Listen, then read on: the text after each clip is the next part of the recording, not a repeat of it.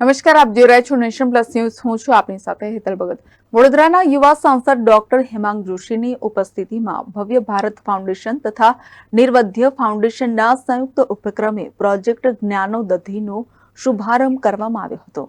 વડોદરાના યુવા અને શિક્ષિત સાંસદ ડોક્ટર હેમાંગ જોશીની ઉપસ્થિતિમાં ભવ્ય ભારત ફાઉન્ડેશન તથા નિર્વધ્ય ફાઉન્ડેશનના સંયુક્ત ઉપક્રમે પ્રોજેક્ટ જ્ઞાનોદધિ માધ્યમથી વિદ્યાર્થીઓને નોટબુકનું વિતરણ કરવામાં આવ્યું હતું। મહાનગરપાલિકા સંચાલિત નગર પ્રાથમિક શિક્ષણ સમિતિની ડોક્ટર શ્યામા પ્રસાદ મુખર્જી માધ્યમિક શાળાના ધોરણ 9 તથા 10ના વિદ્યાર્થીઓને નોટબુક વિતરણ કરવામાં આવ્યું હતું, જેમાં વડોદરાના યુવા સાંસદ ડોક્ટર હેમાંગ જોશી વિશેષ ઉપસ્થિત રહ્યા હતા।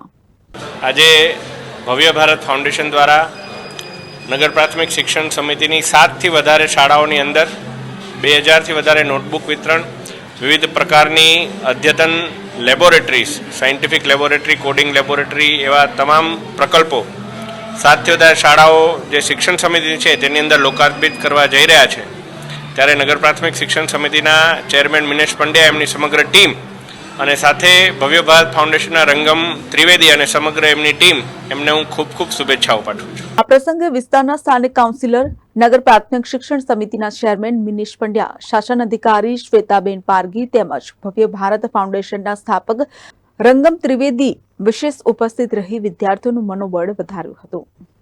ભવ્ય ભારત ફાઉન્ડેશન દ્વારા પ્રોજેક્ટ જ્ઞાનોદધિ અંતર્ગત વિદ્યાર્થીઓને 2000 notebooks, 2 coding laboratory, 1 computer laboratory અને 4 મેથેમેટિક્સ લેબોરેટરી એ અર્પણ કરવામાં આવશે આવનારા મહિના દરમિયાન। અને આ પ્રોજેક્ટ એલ્કોન લેબોરેટરીઝ પ્રાઇવેટ લિમિટેડના CSR સહયોગથી થઈ રહ્યો છે।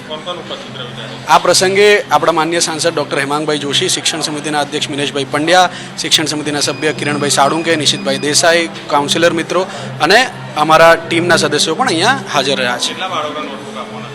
કુલ મળીને આખા 9 અને 10 ધોરણ જે માધ્યમિક શાળા છે એના 125 વિદ્યાર્થીઓને આખું વર્ષ ચાલી રહે એ માટે આ સ્કૂલમાં નોટબુક આપવામાં આવી રહી છે। કેમેરામેન નવનીત પરવાની સાથે Satyam Nivaskar, nation plus news, Vadodara. સમાચારોના સતત અપડેટ મેળવવા માટે અમારી નેશન પ્લસ ન્યૂઝની યુટ્યુબ ચેનલને સબસ્ક્રાઇબ કરો, બેલ આઇકન દબાવો અને જોડાયેલા રહો ફેસબુક, ઇન્સ્ટાગ્રામ અને ટ્વિટર પર।